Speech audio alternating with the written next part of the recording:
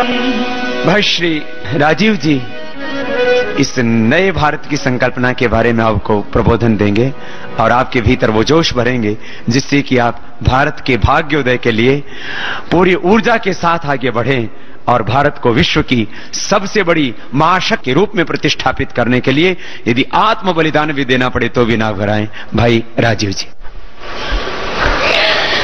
परम पूजनीय स्वामी जी, भारत देश के सभी सम्माननीय बहनों भाइयों, अभी थोड़ी देर पहले आप स्वामी जी के मुख से सुन रहे थे भारत की जो दुर्दशा है वो क्या है और भारत की दुर्दशा को ठीक करने के लिए जो भारत स्वाभिमान की नीतियां हैं और उद्देश्य हैं वो क्या है। मैं आपसे ये बात करना चाहता हूं कि क्या ये भारत स्वाभिमान की जो नीतियां और उद्देश्य हैं ये सफल होंगी? क्या ये भारत स्वाभिमान का अभियान सफल होगा? क्या भारत का भाग्योदय होगा? अक्सर हम सब कार्यकर्ताओं के मन में समय समय पर यह प्रश्न उठता रहता है। आपस में हम चर्चा करते रहते हैं, एक दूसरे से शंका की दृष्टि से पूछते रहते हैं कि क्या ये अभियान सफल हो जाएगा? क्या हम जो इच्छा करते हैं वैसा भारत बन पाएगा? क्या हमारे सपनों का भारत हम अपने जीते जी देख पाएंगे? मन में अक्सर ऐसा आता है। मैं आपको दुनिया के कुछ देशों के उदाहरण देकर ये बात समझाने की कोशिश करूंगा कि ये अभियान सफल होगा और ये अभियान क्यों सफल होगा, कैसे सफल होगा। दुनिया के अन्य देशों में ऐसे अभियान जब जब चले हैं तो वो कैसे चले हैं, क्यों सफल हुए हैं और किस ऊंचाई तक वो पहुंचे हैं। भारत स्वाभिमान का जो अभियान अपने भारत में परम पूजनीय स्वामी जी के नेतृत्व में जो शुरू हुआ है, ये अभियान भारत की दशा को और दिशा को ठीक करने वाला है। भारत की गरीबी, भारत की भूखमरी, भारत की बेरोजगारी, भारत के किसानों की बेबसी, भारत के मजदूरों की लाचारी, हमारे देश की महिलाओं बहनों पर होने वाले अत्याचार, हमारी माताओं बहनों की लुटने वाली इज्जत, ये जो सारे गंभीर प्रश्न पैदा हुए हैं हमारे देश में, इन प्रश्नों का समाधान ढूंढने का प्रयास है ये भारत स्वाभिमान का अभियान। और इस अभियान की सफलता 100% निश्चित है। ये अभियान पूरी तरह से सफल होगा। और यह अभियान पूरी तरह से सफल क्यों होगा? क्योंकि ऐसे अभियान दुनिया के जिस जिस देश में जब जब चले हैं तो पूरी तरह से सफल हुए हैं। बस प्रश्न इतना है कि करने वालों का संकल्प कितना बड़ा है। अभियान उतनी जल्दी सफल हुए हैं। करने वालों का संकल्प जितना बड़ा है, अभियान उतनी तेजी से सफल हुए हैं। भारत में जो अभियान अभी शुरू हुआ है व्यवस्था परिवर्तन का, भारत में ये जो भारत स्वाभिमान अभियान शुरू हुआ है नीतियों के परिवर्तन का, ये अभियान अलग अलग समय पर दुनिया के 70 से ज्यादा देशों में चल चुका है। मैं कुछ उदाहरण से आपको बताऊं। जैसे हम भारत स्वाभिमान अभियान भारत में इस समय चला रहे हैं, आज से लगभग 250 वर्ष पहले ऐसा ही एक अभियान जापान में चला था जब जापान विदेशी शक्तियों का गुलाम हो गया था। 16वीं शताब्दी में जापान के एक राजा से छोटी सी गलती हो गई और वो गलती ये हुई कि उसने हॉलैंड के देश की एक व्यापारी कंपनी को व्यापार करने के लिए जापान में लाइसेंस दे दिया। जापान का एक बहुत बड़ा शहर है, उसका नाम है नागासाकी। आप जानते हैं ये नागासाकी वो शहर है जिसके ऊपर अमेरिका ने परमाणु बम गिराया था सन 1945 में, दूसरे विश्व युद्ध की समाप्ति पर। एक और शहर है नागासाकी नजदीक में हिरोशिमा, वहां भी एटम बम गिराया गया था 6 अगस्त और 9 अगस्त 1945 को। तो नागासाकी नाम के शहर में 16वीं शताब्दी में 1600 के आसपास एक डच कंपनी को व्यापार करने का लाइसेंस मिल गया। वो कंपनी नागासाकी में घुस गई, धीरे धीरे उसका व्यापार शुरू हुआ, मुनाफा उनको वहां मिलने लगा तो कुछ और डच कंपनियां वहां घुस गईं। फिर ये डच लोगों की मदद से स्पेनिश लोग वहां पहुंच गए, फिर उनकी मदद से कुछ फ्रांसीसी लोग पहुंच गए, फिर पीछे से अंग्रेज पहुंच गए और अंत में वहां अमरीकी भी पहुंच गए। 1858 तक आते आते जापान की ये हालत हो गई कि जो जापान 16वीं शताब्दी तक संपूर्ण स्वदेशी और स्वावलंबी था, वो 1858 तक आते आते दुनिया के ये 5-6 देशों की गुलामी में फंस गया। जापान का एक इलाका अमेरिका ने कब्जे में ले लिया, एक इलाके पे ब्रिटेन का कब्जा हो गया, कुछ इलाके पे डच लोग काबिज हो गए, हॉलैंड वासी काबिज हो गए, कुछ इलाके में स्पेनिश लोग काबिज हो गए। ऐसे अलग अलग देशों ने जापान के अलग अलग हिस्सों पे कब्जा कर लिया। आप जानते हैं कि जापान एक ऐसा देश नहीं है जैसे भारत है। जापान छोटे छोटे टापुओं में बसा हुआ देश है, द्वीप समूहों में बसा हुआ देश है। जैसे अभी हमारे यहां कुछ भाई बहन आए हैं अंडमान निकोबार से। अंडमान निकोबार एक द्वीप समूह है। पूरा जापान देश अंडमान निकोबार जैसे सैकड़ों द्वीप समूहों का मिला हुआ देश है। वो पूरी तरह से मैदानी भूमि नहीं है, तो वहां छोटे छोटे द्वीप समूहों पर विदेशियों के कब्जे हो गए। कुछ द्वीप समूह हॉलैंड वासियों के कब्जे में, कुछ ब्रिटेन के, कुछ अमेरिका के, कुछ फ्रांस के और कुछ स्पेन के, और पूरे जापान में ये गुलामी आ गई। जापान में हर वस्तु इन देशों की बिकने लगी। अंग्रेजी वस्तुएं बिकने लगी, हॉलैंड वालों की वस्तुएं वहां बिकने लगी, फ्रांसीसी वस्तुएं, अमरीकी वस्तुएं, सारे दूसरे देशों की वस्तुएं जापान में बिकने लगी। और जापान के अपने जो उद्योग धंधे चला करते थे वो धीरे धीरे उजड़ते गए, खत्म होते गए। 16वीं शताब्दी तक जापान में छोटे छोटे हजारों लाखों उद्योग चलते थे। इन विदेशियों ने आकर जापान की भूमि के छोटे स्वदेशी उद्योगों को खत्म कर दिया और विदेशी वस्तुओं का बोलबाला पूरे जापान में बढ़ता ही चला गया। तब जापान में क्रांति हुई और उस क्रांति की शुरुआत 1858 से हुई। 1858 में मेजी नाम का एक व्यक्ति जापान में निकला। जैसे हमारे देश में इस समय हम परम पूजनीय स्वामी जी को देखते हैं भारत स्वाभिमान के नेतृत्व के रूप में, सेनापति के रूप में, ऐसे ही जापान में एक व्यक्ति का उदय हुआ। उसका नाम था मेजी। 1858 में उसने जापान को संगठित करना शुरू किया और जापान के लोगों को ये एक विचार उसने देना शुरू किया कि जापान की गरीबी, जापान की भूखमरी, जापान की बेरोजगारी, जापान की आर्थिक मारामारी, ये जितनी खराबी जापान में आई है ये विदेशियों के जापान में आने से शुरू हुई है। इन विदेशियों के जापान में आने से पहले का जापान बहुत अच्छा जापान था। जैसे भारत में अंग्रेजों के आने के पहले का भारत बहुत अच्छा भारत था, वैसे ही विदेशियों के जापान में प्रवेश करने के पहले का जापान बहुत अच्छा, बहुत सुंदर, बहुत समृद्धशाली, स्वावलंबी, स्वदेशी जापान था। मेजी की इन बातों को जापान के लोगों ने सुना। धीरे धीरे लोगों में एक विचार पनपने लगा। तो लोग पूछने लगे कि आखिर हमारी इस विदेशी गुलामी से हमको मुक्ति कैसे मिलेगी। तो वो जो मेजी नाम का नेता था जापान का, जो बाद में जापान का राजा बना, शासक बना, एक तरह से राष्ट्रपति बना, उसने लोगों को समझाना शुरू किया कि बहुत आसान काम है। जापान को अगर इन विदेशियों की ताकत से आजाद कराना है तो इन विदेशियों की बिकने वाली जो वस्तुएं जापान में हैं, सबसे पहले इनका बहिष्कार करो ताकि इन विदेशियों को आर्थिक मदद हमारे देश से जो मिल रही है वो बंद हो जाए। और जब इन विदेशियों को जापान से मिलने वाली आर्थिक मदद बंद हो जाएगी तो इन विदेशियों का जापान में रहने का दूसरा कोई लालच नहीं है, वो यहां से छोड़कर अपने आप चले जाएंगे। इनको आर्थिक ताकत जो हम दे रहे हैं वही इनको जापान में टिकाए हुए है। लोगों की समझ में ये स्वदेशी की बात आ गई और जापान में एक जबरदस्त स्वदेशी आंदोलन शुरू हो गया। परिणाम क्या हुआ? जापान के नागरिकों ने अमेरिकी वस्तुओं का बहिष्कार करना शुरू किया। जापान के नागरिकों ने अंग्रेजी वस्तुओं का बहिष्कार करना शुरू किया। जापान के नागरिकों ने हॉलैंड की, डच वस्तुओं का बहिष्कार करना शुरू किया। जापानी नागरिकों ने फ्रांसीसी वस्तुओं का बहिष्कार करना शुरू किया। उसी समय क्या हुआ कि जब ये जापानी लोग विदेशी वस्तुओं का बहिष्कार कर रहे थे तो अमेरिका में, फ्रांस में और ये ब्रिटेन में और ये हॉलैंड में खलबली मच गई।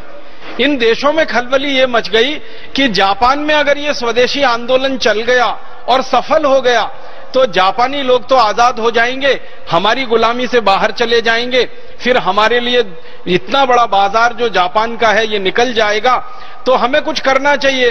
तो इन सब देशों ने मिलकर जापान को डराना शुरू किया, धमकाना शुरू किया। इन देशों ने जापान के ऊपर हमले करना शुरू किया। ये 4-5 देशों की सेना मिलकर जापान के ऊपर चढ़ बैठी और मेजी के सहयोगियों को दबोचना इन्होंने शुरू किया और इस तरह से संघर्ष की स्थिति जापान में बनना शुरू हो गई। एक समय ऐसा आया कि जापान में स्वदेशी आंदोलन के जो समर्थक लोग थे और एक समय ऐसा आया कि ये स्वदेशी आंदोलन के सहयोगी लोग जो थे ये विदेशियों की सेना के सामने सैनिक युद्ध में हारने लगे। सैनिक युद्ध में ये हारने क्यों लगे? क्योंकि जापान के पास उस समय इतनी ताकतवर सेना नहीं थी जितनी ताकतवर सेना इन 5 देशों की थी। आप सोचिए 5 देश एक तरफ और जापान अकेला एक तरफ, 5 देशों की सेना एक तरफ, जापान छोटा सा टापुओं का देश वो एक तरफ। तो जापान के लोग सैनिक युद्ध में तो हारने लगे लेकिन उनके मन में जो युद्ध चल रहा था वो बहुत ताकतवर था और जापानियों ने यह तय कर लिया था कि अगर हम सैनिक रूप से हार गए और मान लो इन विदेशियों का कब्जा हमारे ऊपर फिर से हो गया तो भी हम अपने जीवन में इन विदेशियों की तो कोई वस्तु का उपयोग नहीं करेंगे, भले ही हमें भूखे मर जाना पड़े या बिना उस वस्तु के रह जाना पड़े। आपको सुनकर बहुत हैरानी होगी, बहुत आश्चर्य होगा कि जापान के लोगों ने उस जमाने में अपने यहां खाने पीने की वस्तुएं जो बहुत कम पैदा होती थी विदेशों से लेना बंद कर दिया। अमेरिका से आया हुआ संतरा, अमेरिका से आया हुआ सेब जापान के लोगों ने खाना बंद कर दिया। विदेशों से आए हुए चावल और चीनी को जापानियों ने पूरा बहिष्कार करना शुरू कर दिया। एक एक वस्तुओं का पूरे देश में बहिष्कार होता गया और धीरे धीरे जापान के लोगों ने सैनिक युद्ध में हारने के बाद भी स्वदेशी के युद्ध में जीतना शुरू कर दिया। एक बहुत रोचक बात मैं आपको बताना चाहता हूं कि जब ये स्वदेशी आंदोलन जापान में चल रहा था तब उसमें जो स्वदेशी का अभियान चलाने वाले लोग थे इन लोगों ने मिलकर एक फैसला किया कि जैसे बड़े बड़े अमेरिका, ब्रिटेन, फ्रांस और ये हॉलैंड देशों की कंपनियां आकर जापान में व्यापार कर रही हैं और जापान की अर्थव्यवस्था पर कब्जा कर रही हैं, तो क्यों नहीं जापान के लोग मिलकर जापान की छोटी छोटी या बड़ी बड़ी स्वदेशी कंपनियां बनाएं और उनको आगे बढ़ाएं ताकि वो कंपनियां विदेशी कंपनियों से टक्कर ले सकें और जापान में जिन सामानों की जरूरत है उस सामान का उत्पादन करके लोगों को दे सकें। तो सबसे पहली जो जापान की स्वदेशी कंपनी बनी, जो स्वदेशी आंदोलन के गर्भ में से पैदा हुई, उसका नाम है मित्सुबिशी। आपने मित्सुबिशी का नाम सुना होगा। यह जापान की सबसे बड़ी कंपनियों में एक है और जापान की यह सबसे बड़ी स्वदेशी कंपनियों में एक है। जैसे हम भारत में बात करते हैं ना, टाटा सबसे बड़ी स्वदेशी कंपनियों में एक है, वैसे जापान में मित्सुबिशी सबसे बड़ी स्वदेशी कंपनियों में एक है। यह मित्सुबिशी कंपनी का जन्म हुआ स्वदेशी आंदोलन में से। जब जापान के लोगों ने यह तय किया कि कोई विदेशी माल हम नहीं खरीदेंगे, भले ही हमारे देश में वो माल ना बने, तो हमें हमारा ही बनाया हुआ सामान इस्तेमाल करना है, उसके लिए मित्सुबिशी कंपनी को इन्होंने बनाया। फिर जापानी लोगों ने देखिए क्या किया, मित्सुबिशी कंपनी में जापानी लोगों की भर्ती हुई। अब उनको टेक्नोलॉजी सीखनी थी, उनको तकनीकी सीखनी थी, क्योंकि जापान में उस जमाने में बहुत अच्छी तकनीकी नहीं हुआ करती थी। तो ये मित्सुबिशी कंपनी के इंजीनियर जो हुआ करते थे, इनको विदेश में पढ़ने के लिए भेजा जाता था। सबसे ज्यादा ये जाते थे पढ़ने के लिए जर्मनी में। जर्मनी में जाकर ये मित्सुबिशी कंपनी के इंजीनियर तैयार होते थे, पढ़कर वापस आते थे और जापान के लोगों के लिए टेक्नोलॉजी बनाते थे। इनका तरीका क्या था, जर्मनी में गए, वहां मशीनों को देखा, मशीनों को खोला, खोलने के बाद फिर वापस बंद किया, फिर खोला, फिर बंद किया, इतने में मशीन बनाना सीख लेते थे और वापस आकर वैसी की वैसी ही मशीन बना देते थे जो जर्मनी में उन्होंने खोलकर देखी होती थी। इस तरह से जापान में मशीनरी का निर्माण शुरू हुआ। इस तरह से उन्होंने तकनीकी का अपने देश में बढ़ावा देना शुरू किया। तकनीकी जैसे जैसे बढ़ती गई वैसे वैसे मित्सुबिशी कंपनी के नीचे काम करने वाली छोटी कंपनियों की संख्या बढ़ती गई। एक समय ऐसा आया कि मित्सुबिशी एक बड़ी कंपनी, उसके नीचे छोटी छोटी सैकड़ों सैकड़ों छोटी छोटी दूसरी कंपनियां। फिर इसी तरह से जापान में याशिका निकला, फिर और कंपनियां निकली, फिर धीरे धीरे फैलता गया और एक समय जापान में ऐसा आया कि अमेरिका और ब्रिटेन और हॉलैंड और फ्रांस और रूस, इन पांचों देशों की कंपनियां जो जापान में पैदा करती थी, उससे बेहतर सामान जापानी कंपनियों ने बनाना और सस्ती कीमत पे बनाना शुरू कर दिया। और इन कंपनियों को जापान के बाजार में जापानियों ने बुरी तरह से पीट दिया। और उसके बाद ये सारी की सारी कंपनियां एक एक करके जापान से निकलती गई और धीरे धीरे जापान जो है बेहतर होता चला गया। और जापान आज सारी दुनिया के सामने जो खड़ा है, ये स्वदेशी आंदोलन में से पैदा हुआ जापान है। आज का जो जापान है, ये सारी दुनिया के लिए आश्चर्य का विषय है, हैरानी का विषय है। सारी दुनिया के लोग कहते हैं कि जापान के लोगों ने तकनीकी सीखी, लेकिन वो जापानी भाषा में सीखी। वो जर्मनी गए, थोड़े लोगों ने जर्मन सीखकर तकनीकी सीखी, उसको वापस लाकर जापानीज भाषा में भाषांतर किया और उसके बाद हजारों लाखों करोड़ों लोगों को सिखा दिया। और इसमें से जापान बढ़ गया और इसमें से जापान निकल गया। फिर धीरे धीरे इन विदेशियों के प्रभाव को जापान ने अपनी शक्ति से, जो आर्थिक शक्ति थी, कम किया और आज जापान सारी दुनिया में स्वदेशी स्वावलंबी देश के नाम पर खड़ा हुआ है। एक जमाने का जापान जो पूरी तरह से विदेशी ताकतों के नीचे दबा हुआ था, आज पूरी ताकत से विदेशियों के सामने सीना ठोक कर खड़ा हुआ है। अभी तो ये हैरानी होती है सारी दुनिया के व्यापारियों को, उद्योगपतियों को, अर्थव्यवस्था चलाने वाले जो नेता होते हैं उनको, कि जापान ने मात्र 1858 से 2009 के बीच में इतनी तेजी से तरक्की की। आपको मालूम है जापान की जनसंख्या भारत के कई राज्यों की जनसंख्या से कम है। जापान की जो कुल जनसंख्या है वो भारत में उत्तर प्रदेश की जनसंख्या से कम है। उत्तर प्रदेश जो है ना, जनसंख्या में जापान से बड़ा है और क्षेत्रफल में देखा जाए तो भी उत्तर प्रदेश जापान से बड़ा है। जापान का क्षेत्रफल भारत के एक राज्य उत्तर प्रदेश से कम है। जापान की जनसंख्या भारत के एक राज्य उत्तर प्रदेश से कम है। लेकिन जापान अभी आर्थिक ताकत में सारी दुनिया में अमेरिका को टक्कर दे रहा है और अमेरिका की बड़ी बड़ी कंपनियों को जापानी कंपनियों ने खरीद लिया है और अमेरिका की अर्थव्यवस्था पर बहुत बड़े पैमाने पर जापान का कब्जा हो गया। अभी उनके यहां आप सुन के हैरान हो जाएंगे, जमीन अच्छी नहीं है। मैंने कहा ना, जापान टापुओं का देश है, जमीन अच्छी नहीं है। बीच बीच में जमीन है, बाकी समुद्र है, दलदली जमीन है, खाने के लिए कोई बहुत अच्छा पैदा नहीं हो सकता। सिवाय चावल के दूसरी बहुत खेती कोई हो नहीं पाती वहां पर। और चावल भी जो जापान में पैदा होता है वो कोदो किस्म का चावल होता है। हमारे ये पहाड़ में उत्तराखंड में एक कोदो नाम का चावल होता है, आसाम में भी होता है, उधर और उत्तर पूर्वी दूसरे राज्यों में भी कोदो होता है। कोदो के अलावा दूसरा कोई चावल पैदा नहीं होता जापान में। कोदो से ज्यादा बेहतरीन क्वालिटी का चावल दुनिया के कई दूसरे देशों में पैदा होता है। किसी भी जापानी को आप पूछेंगे इस समय कि आप कोदो चावल खाते हैं? हाँ खाते हैं। क्वालिटी में तो बहुत अच्छा नहीं है, हाँ बहुत अच्छा नहीं है, लेकिन फिर क्यों खाते? किसी भी जापानी से बात करिए, वो बोलेगा कि हाँ हम कोदो चावल खाते हैं, हमारा चावल क्वालिटी में उतना अच्छा नहीं है। दुनिया के कई देशों के पास हमसे भी ज्यादा अच्छी क्वालिटी का चावल है।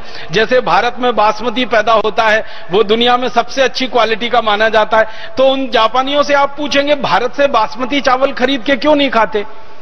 इसी तरह से जापान में अच्छे फल पैदा नहीं होते हैं तो दुनिया के दूसरे देशों में बहुत अच्छे फल पैदा होते हैं। तो जापानियों से पूछिए दूसरे देशों से खरीदकर फल क्यों नहीं खाते हैं? आपको मालूम है जापान में चरागाह नहीं है, गाय बैल भैंस पाल नहीं सकते क्योंकि चरागाह ज्यादा नहीं है, तो दूध की व्यवस्था नहीं है। तो जापानी लोग चाय भी पीते हैं ना तो बिना दूध की पीते हैं। तो जापानियों से अगर हम ये पूछें कि दूसरे देशों से दूध क्यों नहीं खरीद लेते अपनी चाय में डालने के लिए, तो वो सारे जापानी एक ही एक जवाब देते हैं कि कोई चीज हमारे देश में कम क्वालिटी की है, कोई चीज हमारे देश में घटिया क्वालिटी की है, या कोई चीज हमारे देश में सबसे रद्दी क्वालिटी की है, फिर भी हम उसी का इस्तेमाल करते हैं क्योंकि वो स्वदेशी है, क्योंकि वो स्वदेशी है, क्योंकि वो स्वदेशी है। ये जो स्वदेशी की भावना है ये किसी देश को बनाती है और बहुत आगे बढ़ाती है। जापान के बारे में एक आखिरी और महत्वपूर्ण बात कहना चाहता हूं। जब ये क्रांति शुरू हुई जापान में सन 1858 में, उस समय जापान में पूंजी की बहुत कमी थी, पैसा नहीं था उनके पास। कैपिटल नहीं था उनके पास। आप जानते हैं कोई भी उद्योग बनाना हो और किसी भी उद्योग को चलाना हो तो 4 चीजें उसमें चाहिए। एक तो चाहिए पूंजी, जिसको हम कैपिटल इन्वेस्टमेंट कहते हैं। दूसरा चाहिए श्रम, माने जो हमारे मजदूर हैं। तीसरा चाहिए हमें संसाधन, जिसको हम अंग्रेजी में रॉ मटेरियल कहते हैं, कच्चा माल कहते हैं। और चौथी चाहिए हमारे देश की वातावरण, कानून और व्यवस्था की अनुकूलता। ये 4 चीजें एक साथ हों तब कहा जाता है कि किसी देश में उद्योग का विकास होता है। अब जापान की कमनसीबी देखिए कि जापान ने जब ये क्रांति शुरू की, स्वदेशी क्रांति, और उन्होंने विदेशियों के कब्जे से अपने देश को आजाद कराने की मुहिम चलाई, उस समय जापान में कुछ नहीं था, उनके पास संसाधन नहीं थे।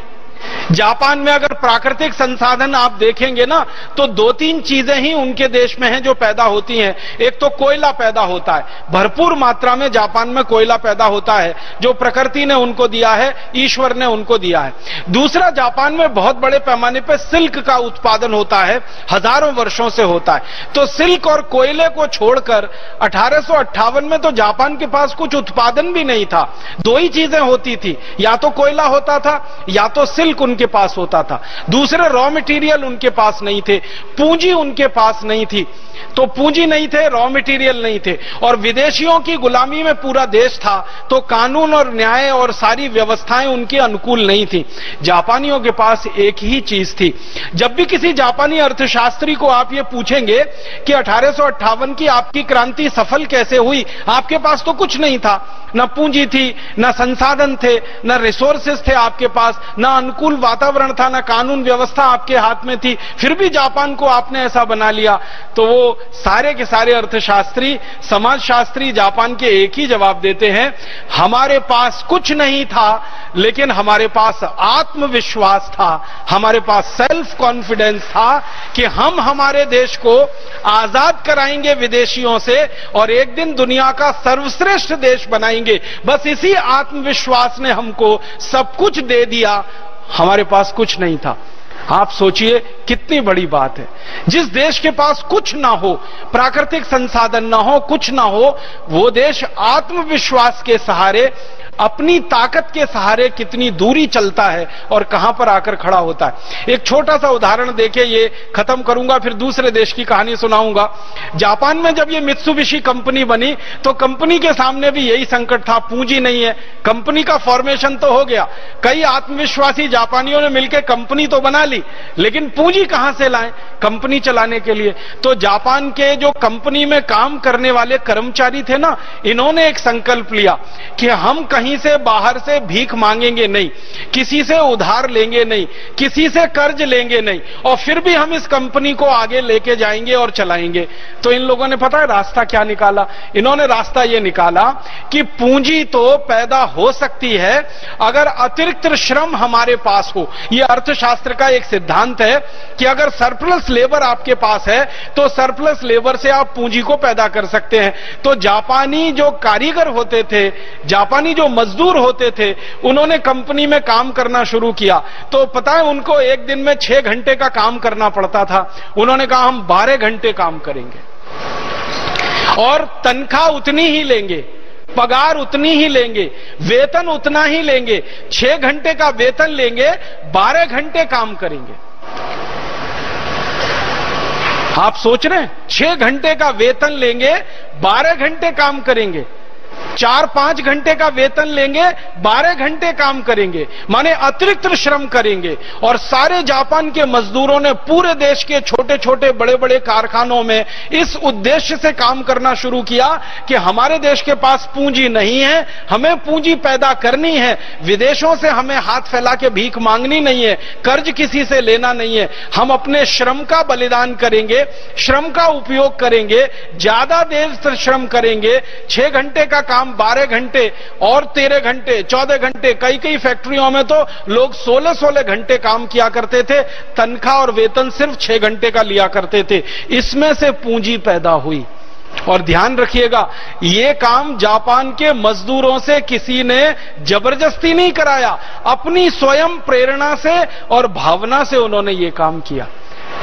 जापान का नेता आप सोचिए कितना तेजस्वी रहा होगा, कितना चमत्कारी रहा होगा, जिसका नाम मेजी मैंने आपके सामने लिया, जिसने जापान के लोगों में इतनी भावना भर दी कि दूसरों से भीख मांगने से अच्छा है हम ज्यादा मेहनत करके पूंजी बनाएं।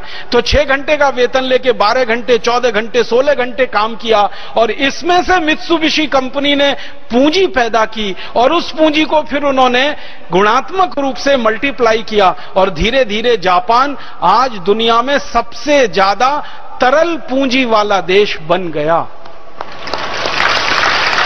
अभी सारी दुनिया के अर्थशास्त्री ये कहते हैं कि अमेरिका के बाद दुनिया में किसी देश के पास सबसे ज्यादा तरल पूंजी है, जिसको लिक्विडिटी कहते हैं, वो जापान के पास ही है।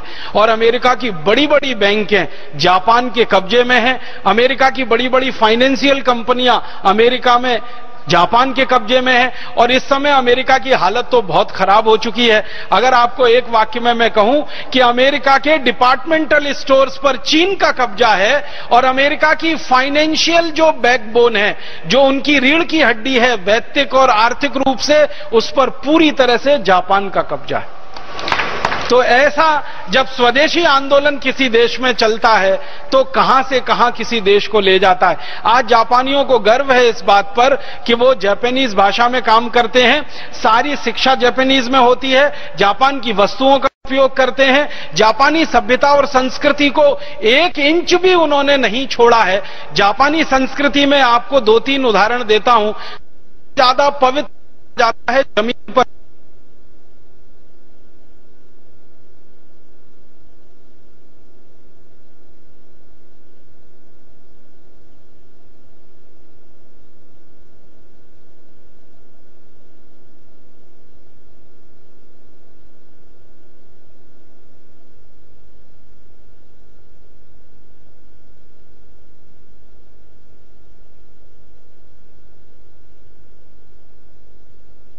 उन्होंने अपनी संस्कृति को नहीं छोड़ा।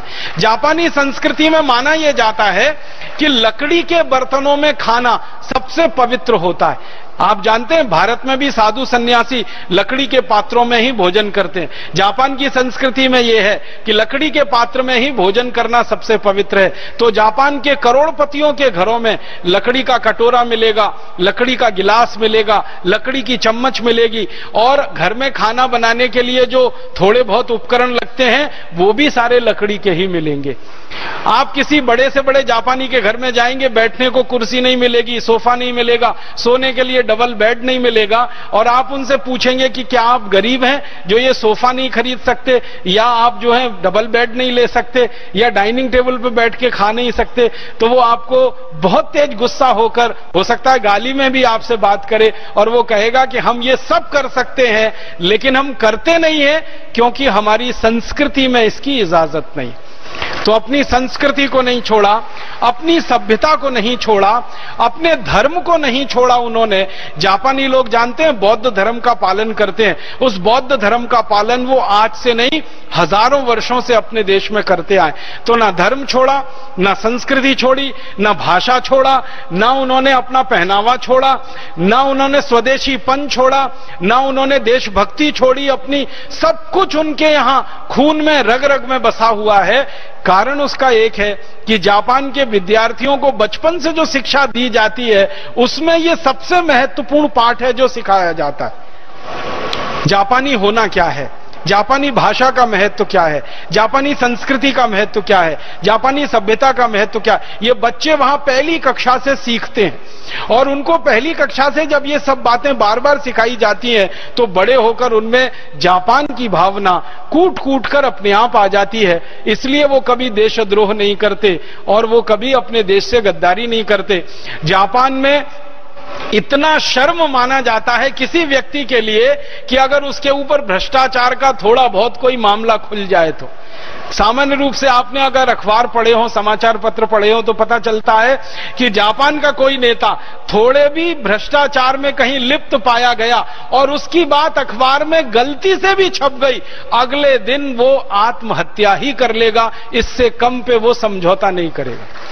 और उनका कहना यह है कि मेरे देश की बदनामी हो उससे बेहतर यह है कि मैं खुद देश के लिए मर जाऊं। कितने प्रधानमंत्री वहां आत्महत्या कर चुके हैं। बाद में इंक्वायरी हुई, कमीशन बिठाए गए तो पता चला वो बात गलत थी, लेकिन वो आत्मसम्मान बचाने के लिए आत्महत्या तो कर ही लेते। ऐसा जापान बना स्वदेशी आंदोलन के गर्भ में से निकल के, जो स्वदेशी आंदोलन वहां 1858 में चला। तो मेरा मानना है कि जब जापान जैसा देश, जो जनसंख्या में हमसे बहुत छोटा, क्षेत्रफल में हमसे बहुत छोटा, संसाधनों में हमसे बहुत कम, सभ्यता और संस्कृति में शायद हमसे कम पुराना, हमारी सभ्यता और संस्कृति तो उनसे कई हजार गुना ज्यादा साल पुरानी है, इन सब चीजों में हमसे कम होने पर भी जापान अगर सफल हो सकता है, स्वदेशी आंदोलन को चला सकता है, अपने देश को स्वावलंबी और स्वाभिमानी बना सकता है, तो भारत देश में भी अपना अभियान जो भारत स्वाभिमान का है ये जरूर सफल होगा, क्योंकि हमारे पास तो ताकत में जापान से कई गुना ज्यादा संसाधन है, जापान से कई हजार गुना ज्यादा पुरानी संस्कृति और सभ्यता और हमारी परंपरा है, जापान से कई हजार गुना ज्यादा लोग हमारे देश में हैं जो इस अभियान में लगने की तैयारी में हैं, और जापान से कई हजार गुना ज्यादा सामूहिक रूप से लोगों का आत्मविश्वास हमारे पास है। इसलिए मुझे लगता है कि भारत स्वाभिमान का अभियान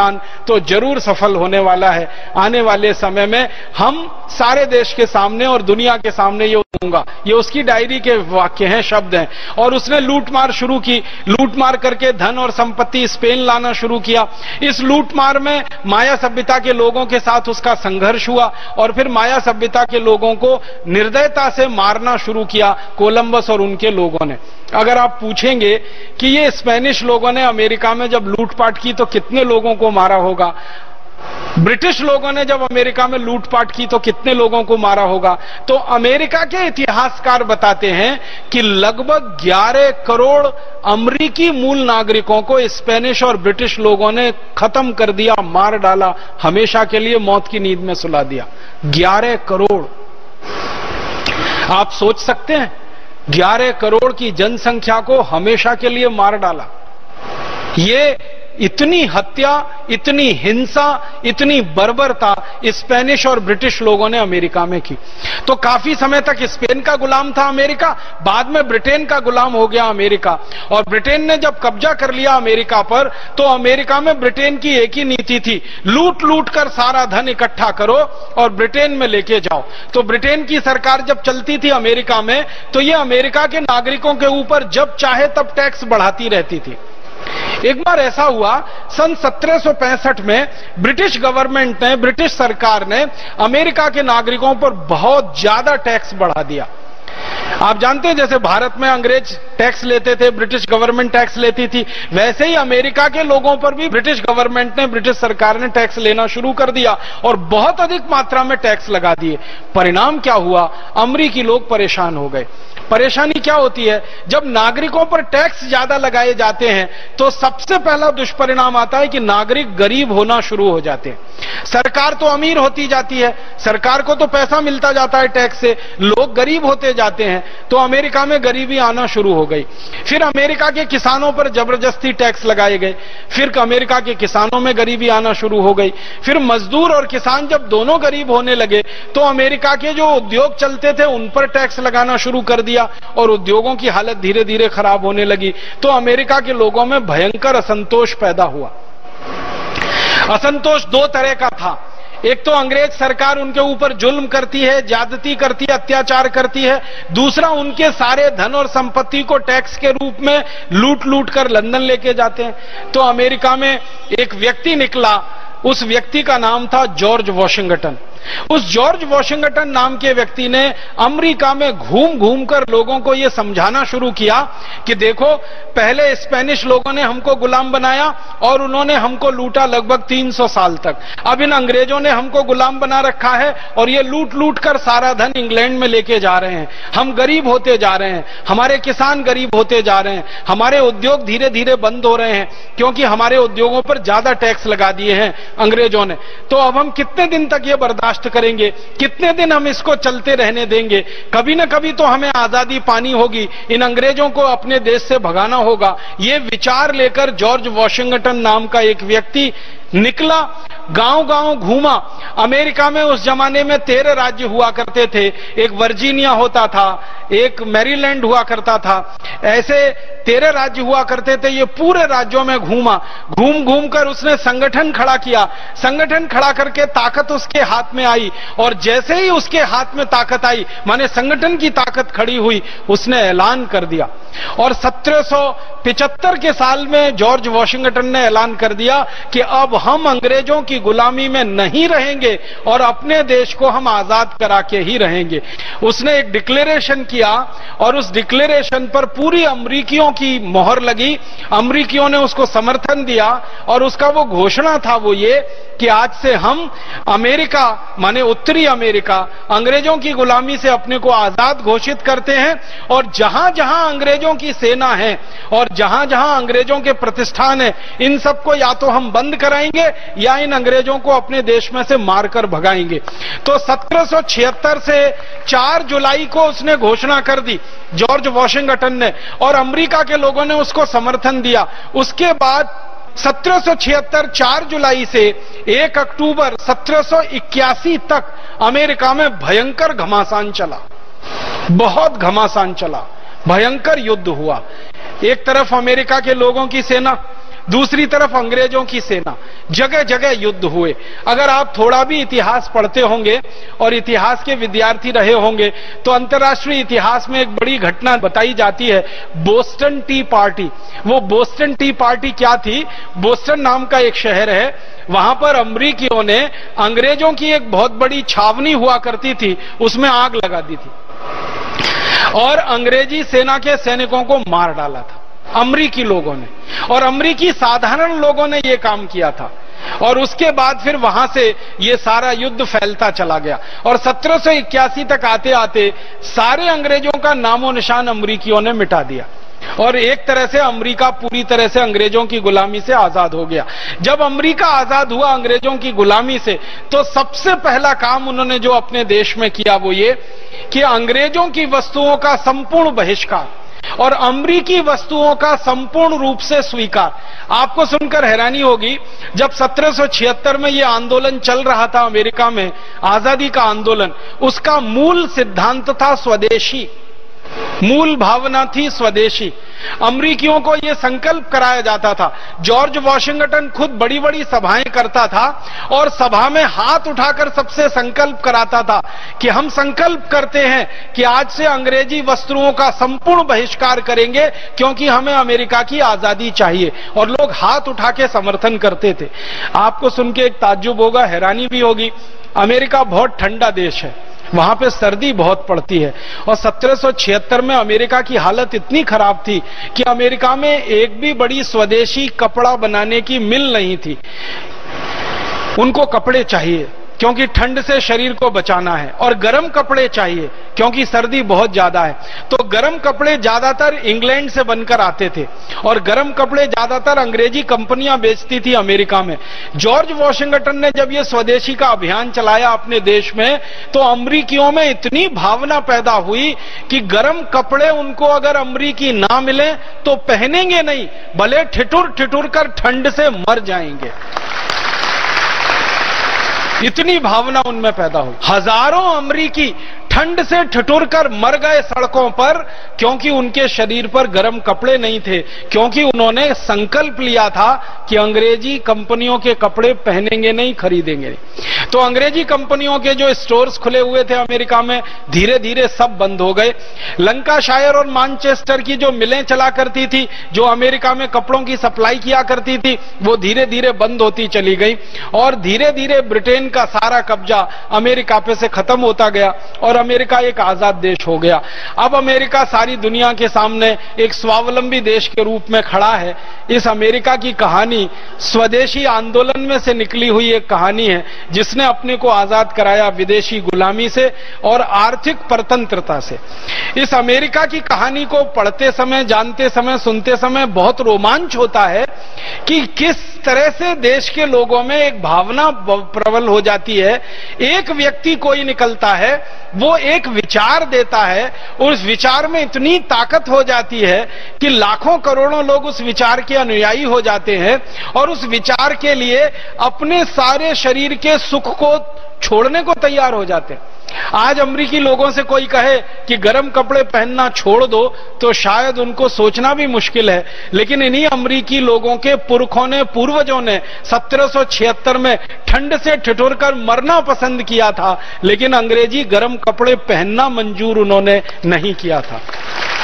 मतलब इस पूरी कहानी में से भी एक बात ही निकलती है कि जब देश के लोग संकल्प कर लेते हैं और आत्मविश्वास उनमें आ जाता है तो बड़ी से बड़ी लड़ाई वो जीत लेते हैं और बड़े से बड़े व्यवस्था परिवर्तन के आंदोलनों को वो सफल बना देते हैं। इसी तरह एक देश है फ्रांस, उसमें भी ऐसी ही एक क्रांति हो चुकी है। 1788 में फ्रांस में अचानक से क्या हुआ, बर्फ बहुत पड़ गई, पाला बहुत पड़ गया तो फसल बर्बाद हो गई। आप जानते हैं ये फ्रांस, ब्रिटेन, जर्मनी जैसे देश हैं, ये बहुत ठंडे देश हैं। साल में 6-8 महीने यहां बर्फ पड़ती रहती है और बहुत भयंकर बर्फ पड़ती रहती है और कभी कभी बर्फ ज्यादा लंबी चल जाए तो उनके खेतों में सब कुछ खत्म हो जाता है, फसल बर्फ में दब जाती है, उत्पादन कुछ नहीं हो पाता। एक बार ऐसा फ्रांस में हो गया। 1788 के साल में फ्रांस की बर्फबारी ने उनकी पूरी खेती को चौपट कर दिया, खेती पूरी तरह से बर्बाद हो गई। अब खेती बर्बाद हो गई तो उनके यहां आर्थिक रूप से परेशानियां शुरू हो गई। दूसरी एक बात और हुई कि फ्रांस ने 1776 से 1781 के बीच की जो क्रांति चली थी अमेरिका में, इस क्रांति में फ्रांस ने अमेरिका की बहुत मदद की थी। अमेरिका से मतलब जॉर्ज वॉशिंगटन की बहुत मदद की थी। जॉर्ज वॉशिंगटन जो स्वदेशी आंदोलन का सबसे बड़ा नेता था अमेरिका का, उसको मदद की जरूरत थी तो फ्रांस ने उसको मदद की थी, क्योंकि फ्रांस हमेशा अंग्रेजों के खिलाफ रहा है, ब्रिटेन के खिलाफ रहा है। तो ब्रिटेन का कब्जा था अमेरिका पे, तो ब्रिटेन के खिलाफ फ्रांस ने मदद की थी इनकी, अमरीकियों की स्वदेशी आंदोलन में। तो फ्रांस का बहुत सारा पैसा अमेरिका में चला गया था। अचानक से 1788 में अकाल की, पाले की स्थिति आ गई तो खेतों में सब बर्बाद हो गई फसल, कुछ बचा नहीं। तो फ्रांस का उस समय जो राजा था उसका नाम था लुई, LUI, लुई 16वां उसका नाम था, लुई 16 उसको कहा करते थे। तो उसको समझ में नहीं आया क्या किया जाए। आर्थिक रूप से देश कमजोर हो गया था क्योंकि अमेरिका को बहुत मदद की थी इन्होंने पैसे से, और इधर खेती पूरी बर्बाद हो गई, चौपट हो गई। तो लुई ने एक रास्ता निकाला और वो थोड़ा भारी पड़ गया। रास्ता ये निकाला कि उद्योगों के ऊपर टैक्स लगा दो अब ज्यादा, पैसे और लाने के लिए, क्योंकि खेती में से कुछ मिलेगी नहीं आमदनी और काफी पैसा अमेरिका में खर्च हो चुका है, तो उद्योगों पर उसने ज्यादा टैक्स लगा दिए। उद्योगों ने क्या किया कि वो टैक्स जनता पर ट्रांसफर कर दिए। आप जानते हैं किसी भी उद्योगपति पर टैक्स लगाया जाए तो उद्योगपति टैक्स थोड़ी देता है, वो तो नागरिक है जो उसका माल खरीदता है वो टैक्स देता है। आप उद्योगों पे जितने टैक्स बढ़ाते हैं अंत में वो सारे टैक्स जो है ना वो जनता के ऊपर ही आते हैं। उद्योगपति वो टैक्स लोगों को ट्रांसफर कर देते हैं। कैसे? वो वस्तुओं की कीमत बढ़ा देते हैं। अगर कोई वस्तु 10 रुपए की है, सरकार ने उस पर टैक्स बढ़ा दिया, वो वस्तु 20 रुपए की हो गई, 30 की हो गई, 50 की हो गई, तो टैक्स तो जनता को देना पड़ता है। तो लुई 16वें राजा ने फ्रांस में टैक्स तो उद्योगों पे लगाया, लेकिन उद्योगपतियों ने वो सारा टैक्स जनता के ऊपर ट्रांसफर कर दिया। नतीजा ये हुआ कि वस्तुएं बहुत महंगी हो गई और महंगाई फ्रांस में बहुत ज्यादा बढ़ गई। महंगाई जैसे ही बढ़ी तो लोगों की गरीबी बढ़ना शुरू हो गई, क्योंकि आप जानते हैं ये महंगाई और गरीबी चोली दामन का साथ है। महंगाई और गरीबी एक ही सिक्के के दो हिस्से हैं। अगर महंगाई तेजी से बढ़ेगी तो गरीबी और तेजी से बढ़ेगी। वो ऐसे समझ लीजिए कि कल तक कोई वस्तु आपको 10 रुपए में मिला करती थी, अब वही वस्तु आपको 50 रुपए में मिलने लगी, तो आपकी जेब से 40 रुपए अधिक जाने लगे जिस वस्तु के लिए, माने आप 40 रुपए से गरीब होना शुरू हो गए उस वस्तु के लिए।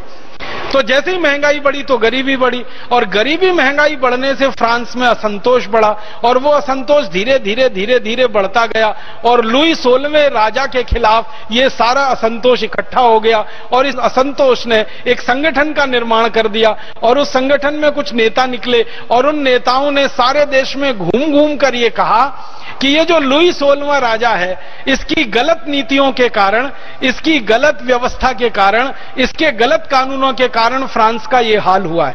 गरीबी बढ़ी है, महंगाई बढ़ी है, बेरोजगारी बढ़ी है। इसने अगर अर्थव्यवस्था को ठीक तरह से संभाला होता, ठीक तरह से चलाया होता, तो शायद ये दिन न देखना पड़ता। धीरे धीरे ये विद्रोह बढ़ा, विद्रोह इतना ज्यादा संघीभूत हो गया कि क्रांति हो गई पूरे फ्रांस में। और 1788 में क्या हुआ, लुई 16वें राजा का तख्ता पलट हो गया। तख्ता पलट होने के बाद उसको गिरफ्तार कर लिया, और साधारण लोगों ने मिलकर उसका सिर काट दिया, राजा को मार दिया। राजा को मार दिया जब लोगों ने, फिर लोगों ने मिलकर एक संकल्प लिया कि आगे भविष्य में हम किसको राजा बनाएंगे। तो लोगों ने कहा कि एक आदमी को अब राजा नहीं बनाएंगे, अब हम हमारे देश में प्रजातंत्र लाएंगे। तो प्रजातंत्र की बात उस आंदोलन से शुरू हुई।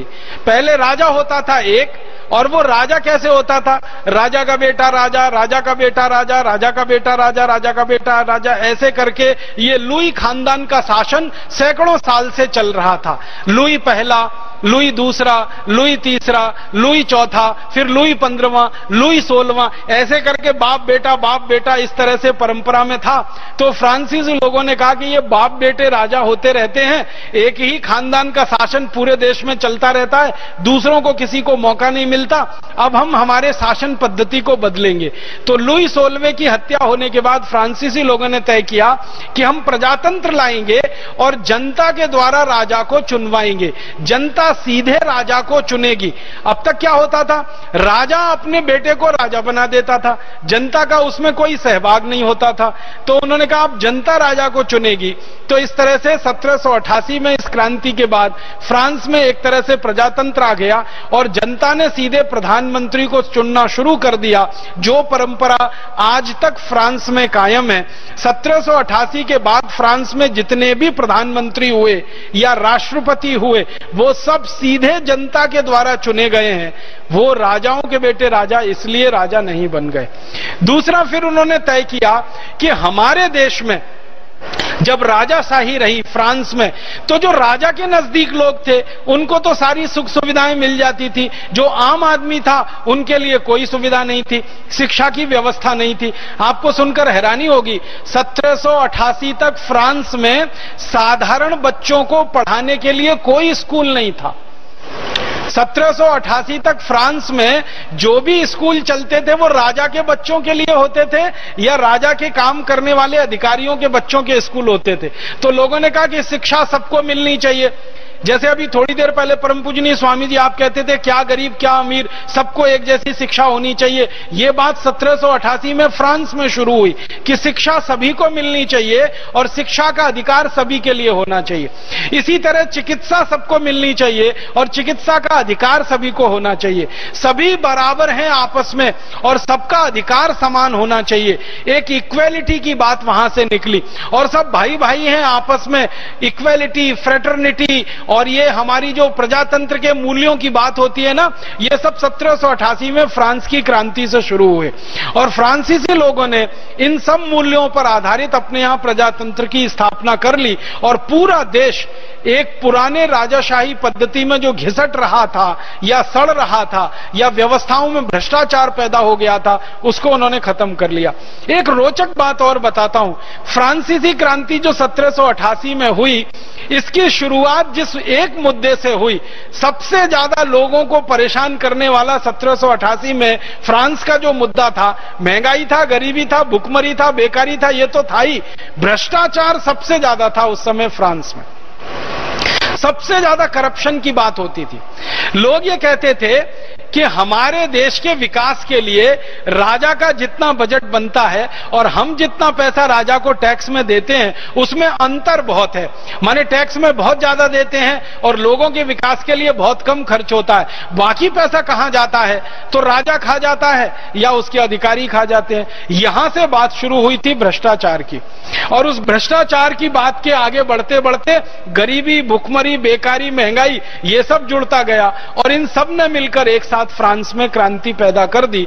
और जिस फ्रांस में एक जमाने में कहा जाता था कि लुई के शासन को हटाना भगवान से टक्कर लेने जैसा है, ऐसा फ्रांसीसी लोग कहा करते थे।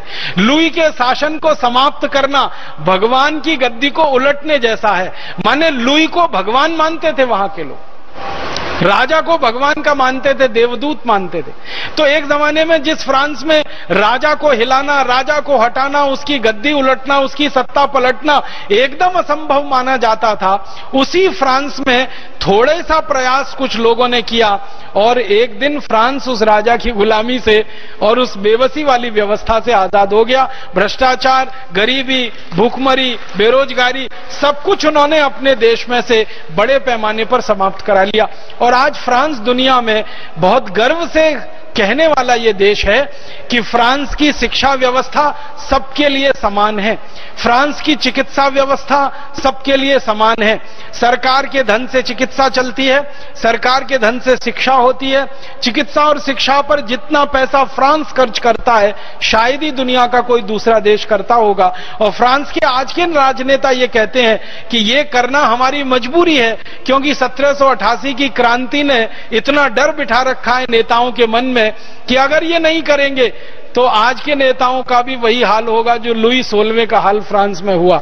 इसलिए फ्रांस के नेता डरते रहते हैं, घबराते रहते हैं और सही रास्ते पर चलते रहते हैं। आज फ्रांस में ऐसा माहौल है कि थोड़ा भी भ्रष्टाचार, थोड़ा भी करप्शन का मामला किसी एक प्रधानमंत्री के खिलाफ या राष्ट्रपति के खिलाफ आ जाए, तुरंत सरकार पलट जाती है, तुरंत सरकार बदल जाती है। तो ऐसी एक क्रांति फ्रांस में हुई है।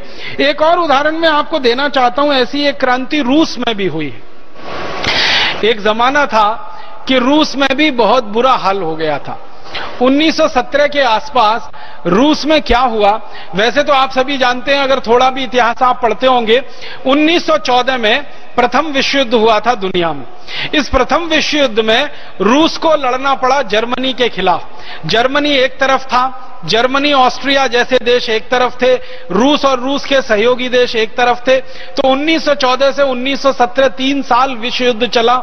इस विश्व युद्ध में रूस की आर्थिक रूप से बड़ी भारी नुकसान हो गया, कि बहुत नुकसान हो गया। रूस का पैसा बहुत ज्यादा डूब गया युद्ध में, रूस के कारखाने काफी हद तक बंद हो गए युद्ध के कारण। युद्ध में अर्थव्यवस्था पूरी तरह से तहस नहस हो जाती है, आप सभी जानते हैं, क्योंकि अर्थव्यवस्था का सारा पैसा युद्ध में लग जाता है। भारत ने 4 विदेशी युद्ध लड़े हैं अपनी जमीन पर और एक 5वां छोटा युद्ध लड़ा है कारगिल का। इसलिए भारत को तो यह अंदाजा सबसे ज्यादा है कि जब भी युद्ध होता है अर्थव्यवस्था पूरी तरह से डावाडोल हो जाती है। वैसे ये विश्व युद्ध हुआ तो रूस की अर्थव्यवस्था पूरी तरह से डावाडोल हो गई। उस समय रूस में एक राजा हुआ करता था, उसका नाम था निकोलस जार करके। निकोलस जार ने देखा कि अर्थव्यवस्था बुरी तरह से खराब हो गई है, पैसा सरकार के पास बचा नहीं है, तो क्या किया जाए। उसने रूसी मुद्रा जो होती है, जिसको रूबल कहते हैं आज, उसको छापना शुरू कर दिया और अंधाधुंध मुद्रा उसने छापी तो इन्फ्लेशन बढ़ गया, मुद्रास्फीति बढ़ गई। मुद्रास्फीति बढ़ने से महंगाई बढ़ गई और महंगाई बढ़ने से फिर वही दुष्चक्र शुरू हो गया, गरीबी आ गई, भूखमरी आ गई और रूस पूरी तरह से दुर्व्यवस्था में घिर गया। निकोलस जार ने बड़ी कोशिश की अपनी अर्थव्यवस्था को सुधारने की, ठीक करने की, लेकिन वो सफल नहीं हो पाया। तो निकोलस जार के खिलाफ एक आंदोलन शुरू हुआ रूस में। उस आंदोलन का जो नेता हुआ करते थे उनका नाम था लेनिन। लेनिन ने एक पार्टी बनाई थी, एक संगठन बनाया था। वो संगठन बाद में पार्टी बन गया, उसी का नाम कम्युनिस्ट पार्टी रखा गया। तो पहले ये कम्युनिस्ट ऑर्गेनाइजेशन था, बाद में कम्युनिस्ट पार्टी बन गया। तो लेनिन ने संगठन बनाया और सारे देश में लेनिन ने घूम घूम कर ये बताना शुरू किया कि निकोलस जार की गलत व्यवस्था के कारण, गलत नीतियों के कारण रूस पराजित हो गया युद्ध में। और उस समय युद्ध में जर्मनी की जीत हुई थी, जर्मनी एक तरह से विजयी रहा था, तो रूस पराजित हो गया।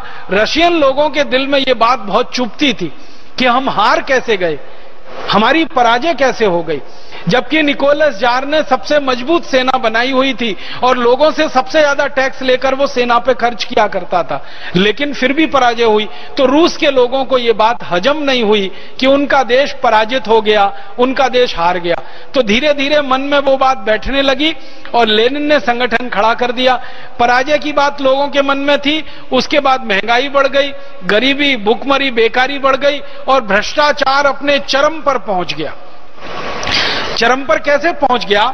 जब अर्थव्यवस्था टूटती है ना और ऐसा लगता है कि देश डूबने जा रहा है, तो जो ऊंचे पदों पर बैठे हुए लोग होते हैं वो अपने बचाव के लिए, अपनी सुरक्षा के लिए ज्यादा से ज्यादा बटोरना शुरू कर देते हैं। तो निकोलस जार के जो नजदीकी लोग हुआ करते थे, उन्होंने ज्यादा से ज्यादा पैसा बटोरना शुरू किया, इकट्ठा करना शुरू किया, उसमें भ्रष्टाचार बढ़ता गया। तो भ्रष्टाचार सबसे बड़ा मुद्दा बना रूस की क्रांति का, गरीबी दूसरा मुद्दा था, महंगाई तीसरा मुद्दा था और आर्थिक दुर्व्यवस्था चौथा मुद्दा था। फिर धीरे धीरे रूस में और एक गंभीर स्थिति बन गई कि रूस के खेतों में किसान जो मेहनत करके उत्पादन करते थे, अचानक से वहां ज्यादा बर्फ पड़ने के कारण 1917, 1916, 1915 उन दिनों में उत्पादन भी घटता गया और खेती से आने वाली आमदनी भी लगातार कम होती गई। इन सब परिस्थितियों ने मिलाकर क्रांति को वहां जन्म दिया और लेनिन के नेतृत्व में जो कम्युनिस्ट ऑर्गेनाइजेशन बना, जो पार्टी बाद में बन गया, उन्होंने जार के शासन को उखाड़कर फेंक दिया, जार को गद्दी से उतार दिया, निकोलस जार को गद्दी से उतार दिया। बाद में उसके ऊपर मुकदमा चलाया गया और उसको फांसी देके मार डाला और उसके बाद कम्युनिस्ट पार्टी ने वहां पर राज संभालना शुरू किया। तो कम्युनिस्टों ने जो राज संभाला वहां रूस में, तो वहां पर कई व्यवस्थाएं उन्होंने बदल दी। एक व्यवस्था उन्होंने ये बदली कि कभी भी भविष्य में इन्फ्लेशन ना बढ़े, महंगाई ना बढ़े, तो अर्थव्यवस्था को एक नए सिरे से उन्होंने ढाला। फिर उसके बाद गरीबी, भुखमरी ज्यादा ना हो, लोगों के पास जमीनें हो, हर आदमी के पास उत्पादन करने के लिए थोड़ी जमीन हो, तो भूमि के स्वामित्व की व्यवस्था उन्होंने बदल डाली। ऐसे करके पूरे तंत्र को बदल दिया। जार के जमाने में ऐसा होता था कि मात्र 1% लोगों के हाथ में रूस की पूरी जमीन थी, मात्र 1% लोग पूरी जमीन पे कब्जा करके बैठे हुए थे। आप सोचो, देश रूस जो है ना, दुनिया में सबसे बड़ा देश है। अगर आप भूगोल देखेंगे दुनिया के देशों का, तो रूस दुनिया का सबसे बड़ा देश है, जिसको हम थोड़े दिन पहले तक सोवियत संघ कहते रहे, यूनाइटेड स्टेट्स रशिया जिसको बताते रहे, वो दुनिया में क्षेत्रफल के हिसाब से सबसे बड़ा देश है, सबसे ज्यादा जमीन उनके पास है और दुनिया की सबसे कम जनसंख्या वहां रहती है, तो जमीनें बहुत हैं। तो निकोलस जार के जमाने में क्या हुआ था कि सारी जमीनें इकट्ठी होकर 1% लोगों के हाथ में आ गई थी। तो ये लेनिन ने ही मुद्दा बनाया था कि सारी जमीनें 1% लोगों के हाथ में है और 99% लोग वहां भूमिहीन हैं, लैंडलेस हैं। तो ये 99% लोगों को इकट्ठा किया जाए और इनको संगठित करके क्रांति की शुरुआत की जाए। तो वहां से उनके यहां क्रांति की शुरुआत हुई और वो संगठन मजबूत होता ही गया और एक दिन चलकर उन्होंने जार की पूरी व्यवस्था को उलट दिया और सोवियत संघ एकदम नया देश बन गया। उसके बाद से सोवियत संघ ने अमेरिका के सामने सारी की सारी कंपटीशन लगा दी, पूरी की पूरी प्रतियोगिता लगा दी और रूस को ऐसा उन्होंने तय कर लिया था कि अमेरिका से किसी भी मामले में पीछे नहीं रहना चाहिए। अमेरिका पूंजीवादी तरीके से विकसित होने वाला देश था, इन्होंने साम्यवादी तरीके से देश को विकसित करना शुरू किया और काफी हद तक उस देश को उन्होंने आगे बढ़ा लिया। बाद में क्या हुआ, 1970 के दशक में रूस में फिर गड़बड़ी हो गई कि ये कम्युनिस्ट पार्टी की मदद से जो शासन व्यवस्था आई थी, इस शासन व्यवस्था में क्या हुआ था, नौकरशाही पूरी तरह से हावी हो गई, जिसको हम ब्यूरोक्रेसी कहते हैं भारत में, वो नौकरशाही पूरी तरह से हावी हो गई और नौकरशाही ने फिर भ्रष्टाचार की सारी हदें तोड़ दी और फिर उस नौकरशाही के खिलाफ फिर से बगावत हुई रूस में और उस बगावत में रूस जो है ना खंड खंड टूट गया। एक जमाने में दुनिया का सबसे बड़ा भौगोलिक देश हुआ करता था, अब एक एक छोटे छोटे हिस्से में टूट गया है। रूस अलग हो गया, बायलोरसिया अलग हो गया, तजाकिस्तान अलग हो गया, किर्गिस्तान अलग हो गया, ऐसे छोटे छोटे बहुत सारे टुकड़े हो गए। ध्यान इस बात को देना है कि 1977 में जब रिवॉल्यूशन हुआ, क्रांति हुआ, तो भ्रष्टाचार बड़ा मुद्दा था, और 1970 के बाद जो काउंटर रिवॉल्यूशन शुरू हुआ रूस में, जिसकी परिणति 1996 में हुई, तो भी भ्रष्टाचार वहां सबसे बड़ा मुद्दा था। माने अगर हम देखें ज्यादातर देशों में क्रांतियां हुई हैं, तो वहां की व्यवस्थाओं में भ्रष्टाचार जब चरम पर पहुंचा है तो लोगों ने उसका प्रतिकार किया है और क्रांति वहां पे हो गई। एक और कहानी सुनाता हूं। चीन नाम का एक देश है, हमारा पड़ोसी देश है। यह चीन देश भी एक लंबे समय तक अंग्रेजों का गुलाम रहा है। आपको एक बात पुरानी शायद याद है कि भारत में जब अंग्रेज आए तो अंग्रेज चीन में भी गए थे, और ये अंग्रेज क्या किया करते थे, शुरू के दौर में भारत से कुछ अफीम लेके जाते थे और चीन में बेचा करते थे, चीन से चाय लेकर आते थे और भारत में बेचा करते थे। अंग्रेजी ईस्ट इंडिया कंपनी का सबसे पहला काम यह था। भारत में अफीम होती थी और अफीम भारत में बहुत साल से होती है। ये यहां पर आयुर्वेद की औषधि के लिए उपयोग में की जाने वाली खेती है। भारत में हजारों साल से आयुर्वेद में अफीम का उपयोग होता है, अंग्रेजी में जिसे हम लोग ओपियम कहते हैं। बहुत दवाएं बनती हैं इसकी। तो अंग्रेज यहां आकर अफीम खरीदते थे, चीन में ले जाके बेचते थे, चीन से चाय खरीदते थे, भारत में लाके बेचते थे। तो अंग्रेजों ने भारत की अफीम चीन के लोगों को पिला पिलाकर चीन को गुलाम बना लिया। इतनी शातिर कौम है ये अंग्रेजों की, इसकी कल्पना कोई नहीं कर सकता। चीन को गुलाम बनाने की ताकत इनमें बंदूक की नहीं थी। बंदूक से ये चीन को गुलाम नहीं बना सकते थे, क्योंकि चीन की ताकत अंग्रेजों से कई गुनी बड़ी थी। भौतिक रूप से ये अंग्रेज चीन को गुलाम नहीं बना सकते थे, सैनिक रूप से अंग्रेज चीन को गुलाम नहीं बना सकते थे, आर्थिक रूप से अंग्रेज चीन को गुलाम नहीं बना सकते थे। चीन अंग्रेजों से बहुत बहुत बहुत बड़ा देश है, कई कई गुना ज्यादा आबादी है, कई कई गुने ज्यादा संसाधन है। तो अंग्रेजों ने देखा कि ना सैनिक रूप से चीन को जीता जा सकता है, ना भौतिक रूप से इनको गुलाम बनाया जा सकता है, ना इनके ऊपर हम सीधे राज्य कायम कर सकते हैं। तो अंग्रेजों ने एक नया रास्ता निकाला कि चीनी नौजवानों को अफीम पिलाओ, नशे का शिकार बनाओ और पूरे देश के ऊपर कब्जा कर लो। आपको सुनकर हैरानी होगी, 50 साल अंग्रेजों ने चीनी लोगों को अफीम पिला पिला के ही गुलाम बना लिया और पूरा चीन अफीम का शिकार हो गया। बाद में चीन में कुछ नेता निकले और उनको ये बात समझ में आई कि हम तो इन अंग्रेजों के गुलाम हो गए अफीम के चक्कर में, व्यसन के चक्कर में।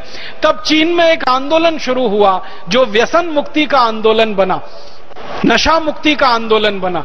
तो व्यसन मुक्ति के आंदोलन में से, नशा मुक्ति के आंदोलन में से एक नया चीन निकला। उन्होंने पहले तो अंग्रेजों को मार के भगाया अपने देश में से, अपने देश के पूरे इलाके को स्वतंत्र कराया और इसी स्वतंत्रता में काफी लड़ाइयां हुई अंग्रेजों की चीनी लोगों के साथ। उसमें अंग्रेजों को बहुत नुकसान हुआ, चीनी लोगों को ज्यादा नुकसान नहीं हुआ। अंत में अंग्रेज हारे और वहां से भागे।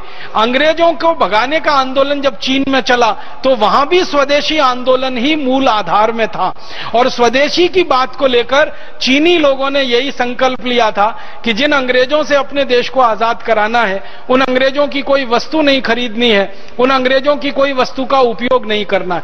तो पूरे चीन में स्वदेशी आंदोलन चला, अंग्रेजों का बहिष्कार हुआ, अंग्रेजी भाषा का बहिष्कार हुआ, अंग्रेजी वस्तुओं का बहिष्कार हुआ, अंग्रेजी पहनावे का बहिष्कार हुआ, अंग्रेजी भोजन का बहिष्कार उन्होंने किया, अंग्रेजी नामों का बहिष्कार किया, अंग्रेजी भवन जो बना दिए थे अंग्रेजों ने उनको तोड़ दिया, पूरी तरह से एक एक ईंट उसकी निकाल दी उन्होंने। इस तरह से पूरे चीन को उन्होंने अंग्रेजों की दास्ता और गुलामी से आजाद कराया। बाद में थोड़े समय के लिए चीन में थोड़ा बिखराव आ गया था, कुछ अंग्रेज समर्थक नेताओं का चीन पर कब्जा हो गया था।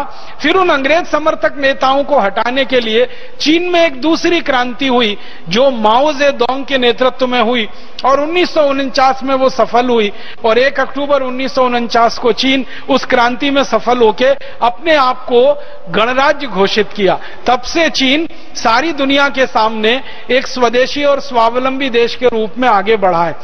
चीन ने जो सबसे अच्छा काम अपने देश में किया इस आंदोलन में से उन्होंने ये देख लिया कि अंग्रेजों के रास्ते पर चलकर, अंग्रेजों की व्यवस्थाओं को उपयोग करके, अंग्रेजी कानूनों को उपयोग करके अपने देश को आगे नहीं बढ़ाया जा सकता।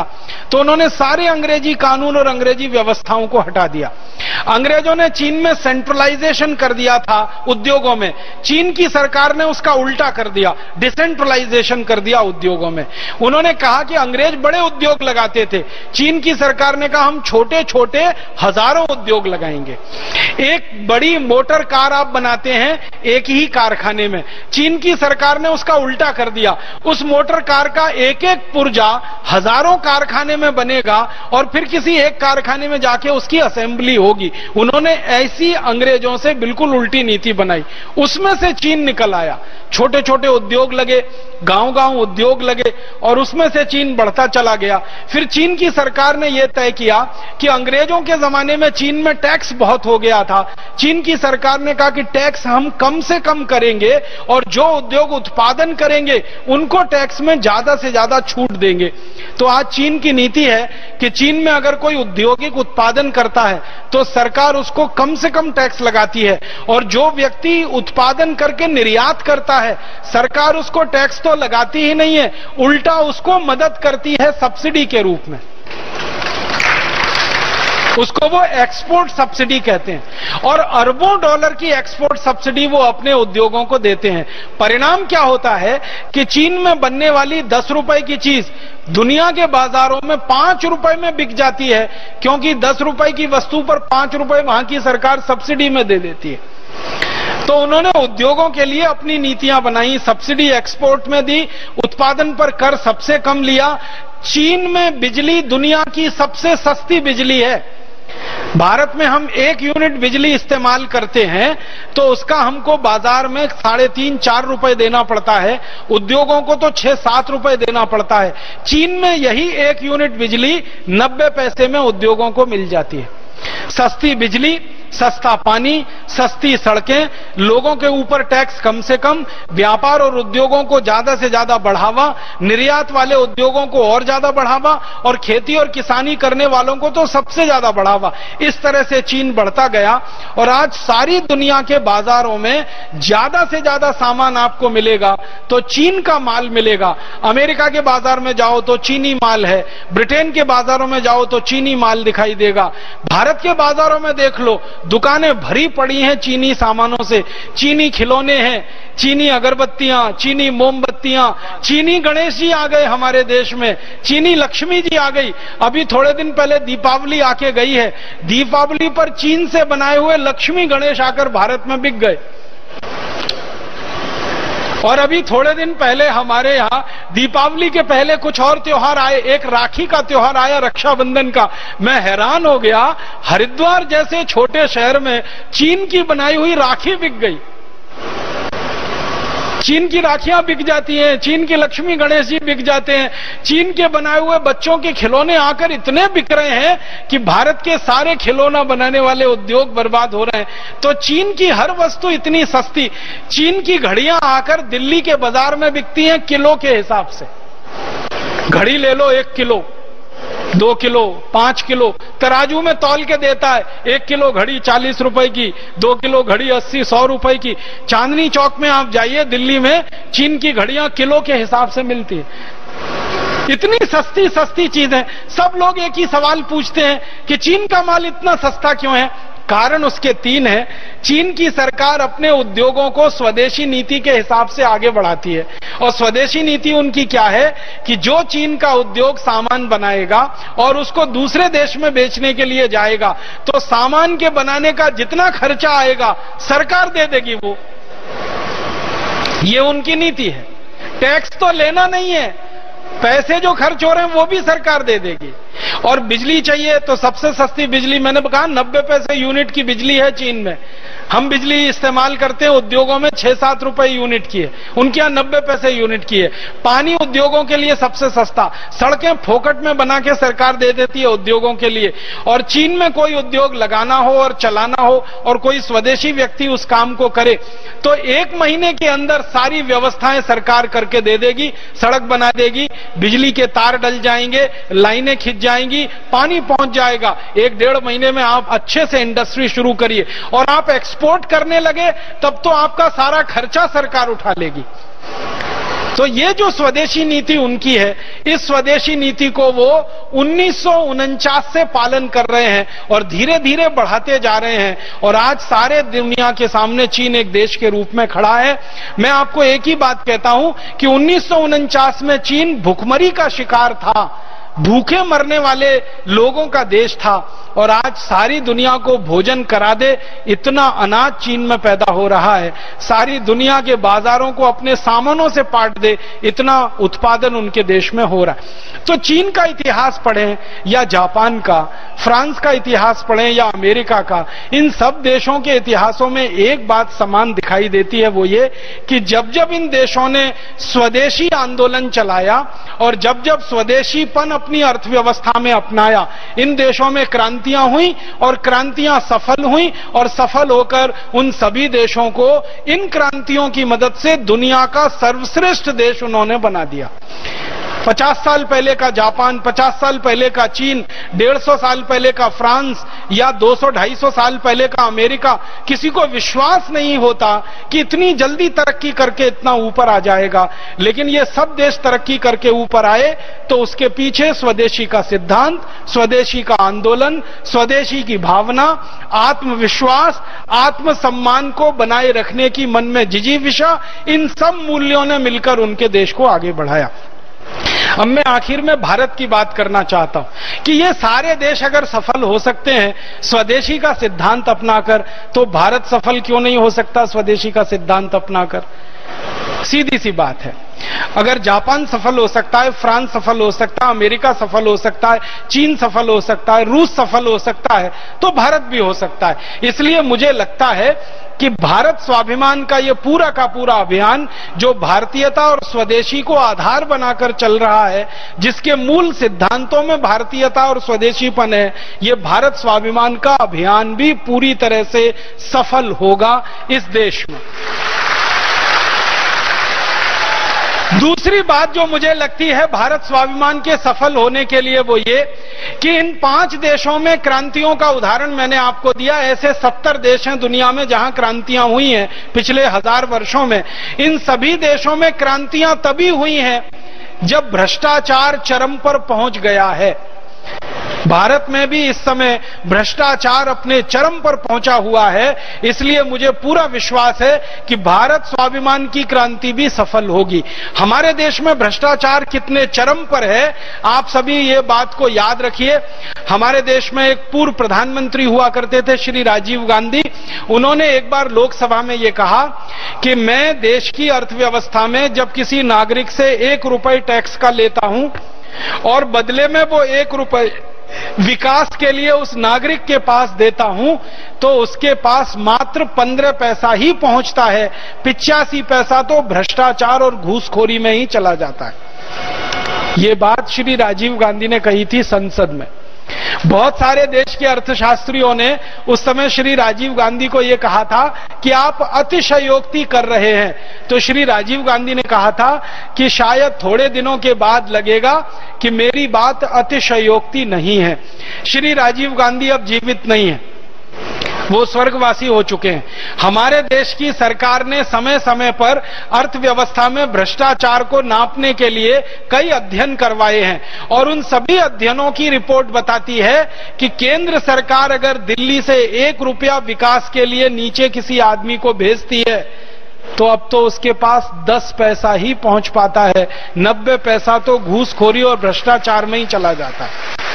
अब आप सोचिए कि जब देश के विकास के लिए 1 रुपया सरकार के द्वारा खर्च किया जाए और उसमें से 90 पैसा भ्रष्टाचार में चला जाए, घूसखोरी में चला जाए, इसका मतलब क्या हुआ कि विकास के लिए खर्च होने वाले धन का 90% लूटमारी में जा रहा है। घूसखोरी माने लूटमारी। डकैती, सीधे सीधे डकैती और लूटखोरी में 90% धन जा रहा है। इसका अर्थ क्या हुआ? परम पूजनीय स्वामी जी आपको थोड़ी देर पहले कह रहे थे कि सारे देश के विकास के लिए केंद्र सरकार, राज्य सरकार और स्थानीय सरकार का जो 1 साल का बजट है 20 लाख करोड़ का है। अगर इस 20 लाख करोड़ में से 90% घूसखोरी और लूटखोरी में जा रहा है और मात्र 10% ही देश के विकास के काम में आ रहा है, तो इसका सीधा सा मतलब है कि साल में 20 लाख करोड़ में से 18 लाख करोड़ रुपए लूटा जा रहा है, बर्बाद हो रहा है, और मात्र 2 लाख करोड़ रुपए ही विकास पे खर्च हो रहा है। 115 करोड़ की जनसंख्या में साल में 2 लाख करोड़ रुपए विकास का खर्च है, 18 लाख करोड़ घूसखोरी और भ्रष्टाचार में जा रहा है। इसका माने भ्रष्टाचार भारत में पूरे चरम पर है, और आने वाले समय में अगर व्यवस्था को हमने नहीं बदला तो यह भ्रष्टाचार और बढ़ने वाला है। इसी भ्रष्टाचार का दुष्परिणाम है कि भारत के नेताओं ने पिछले 63 साल में देश के लोगों के खून पसीने की कमाई के पैसे में से 100 लाख करोड़ रुपए से ज्यादा लूटकर विदेशी बैंकों में, स्विट्जरलैंड की बैंकों में जमा कर रखा है। इसका माने भारत में भ्रष्टाचार अपने चरम पर है। अब ध्यान दे देना है कि जब जब दुनिया के जिस देश में भ्रष्टाचार चरम पर हुआ है उसी समय लोगों ने क्रांति की है। तो आज भारत में भ्रष्टाचार पूरे चरम पर है, इसलिए मुझे पूरा विश्वास है कि भारत में भी क्रांति अब होगी और व्यवस्था परिवर्तन होगा। भारत का भ्रष्टाचार इतने चरम पर है कि यहां के लोग तो कफन को बेचकर खाने की तैयारी में बैठे हैं। इतने भयंकर भ्रष्टाचार वाले भारत में क्यों नहीं क्रांति सफल होगी? मुझे तो लगता है कि जरूर सफल होगी। इसलिए भारत स्वाभिमान के अभियान का मूल जो उद्देश्य है और मूल सिद्धांत है, भ्रष्टाचार की समाप्ति हमारा उद्देश्य है, सिद्धांत स्वदेशी और भारतीयता का है। मुझे लगता है कि जरूर यहां भी क्रांति सफल होगी। और एक बात मुझे जो ध्यान में आपके लानी है वो ये कि दुनिया के जिन देशों में भी क्रांतियां हुई हैं वो क्रांतियों के लिए भूमि बनी है जब वहां गरीबी बहुत बड़ी हो, भूखमरी बहुत बड़ी हो, बेरोजगारी बहुत बड़ी हो, महंगाई बहुत बड़ी हो। भारत में भी आप देखो गरीबी कितनी भयंकर है। 115 करोड़ भारतवासियों में 84 करोड़ भारतवासी इतने गरीब हों कि दिन में 20 रुपए भी खर्च करने के लिए उनके पास ना हो। हमारी 77% जनसंख्या भयंकर गरीबी में रह रही हो। और क्या गरीबी होगी? जब हम आजाद हुए थे तो 4 करोड़ भारतवासी गरीब माने जाते थे। अब आजादी के 63 साल में 84 करोड़ भारतवासी गरीब हो गए। माने आजादी के 63 साल में गरीबी 21 गुनी बढ़ गई।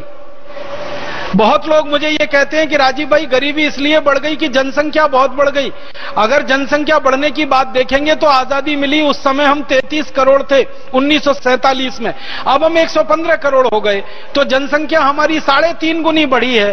तो गरीबी भी 3.5 गुनी बढ़नी चाहिए। तो 4 करोड़ की गरीबी 12 करोड़ होनी चाहिए, लेकिन गरीबी 4 करोड़ लोगों से बढ़कर 84 करोड़ तक कैसे पहुंच गई? जनसंख्या 3.5 गुनी बढ़ी, गरीबी 21 गुनी कैसे बढ़ गई? गणित के किसी सिद्धांत से हम इसे सिद्ध नहीं कर सकते। अगर जनसंख्या 3.5 गुनी बढ़ रही है तो गरीबी 3.5 गुनी बढ़नी चाहिए। जनसंख्या 3.5 गुनी बढ़ी, गरीबी 21 गुनी बढ़ गई। इसका एक ही उद्देश्य, एक ही का जवाब है, वो ये कि जनसंख्या भले 3.5 गुनी बढ़ी हो, लेकिन आजादी के 63 साल में इस देश की लूट 21 गुना बढ़ गई है। घूसखोरी, भ्रष्टाचार 21 गुना बढ़ गया है, जिसके कारण ये गरीबी इस देश में बढ़ गई है। तो गरीबी इस देश में है जो क्रांति के लिए बहुत बड़ा आधार बनाता है। बेरोजगारी इस देश में कितनी भयंकर है। हमारी सरकार ये कहती है कि 2 हाथों से काम करने वाले भारत में 64 करोड़ लोग रहते हैं, जिनके 2 हाथों में दम है काम करने का। माने काम करने की उम्र जिन लोगों की है, ऐसे 64 करोड़ लोग इस देश में हैं। अंग्रेजी में इसको कहा जाता है वर्किंग एज। हमारे देश में जिनकी काम करने लायक उम्र है वो 64 करोड़ हैं, और इनमें से सम्मानजनक काम सिर्फ 3.5 करोड़ लोगों को ही मिल पाया है आजादी के 63 साल में। जिसको हम कहते हैं सम्मानजनक रोजगार, वो सिर्फ भारत में 3.5 करोड़ लोगों को है। 64 करोड़ लोगों में से 3.5 करोड़ लोगों को ही सम्मानजनक काम है, बाकी के लोगों को तो सम्मानजनक काम ही नहीं है इस देश में। और ये 3.5 करोड़ लोग कौन है? बैंकों में काम करने वाले, बीमा कंपनियों में काम करने वाले, सेना में काम करने वाले, वायुसेना में, नौसेना में, जल सेना में, थल सेना में, सरकार के पब्लिक सेक्टर में, राज्य सरकार में, कुल मिलाकर सरकारी स्तर पर काम करने वाले 3.5 करोड़ हैं। बाकी के लोगों के रोजगार की कोई व्यवस्था नहीं है। किसी को साल में 3 महीने काम मिलता है, किसी को साल में 2 महीने काम मिलता है, किसी को ठेला चलाना है, किसी को रेहड़ी लगानी है, किसी को सड़क के फुटपाथ पर बैठकर अपना माल बेचना है, वो भी शांति से नहीं बेच सकता। पुलिस वाले आते हैं, डंडा मार के कभी भी भाग जाते हैं, पुलिस वाले आते हैं, पैसे वसूल के कभी भी चले जाते हैं।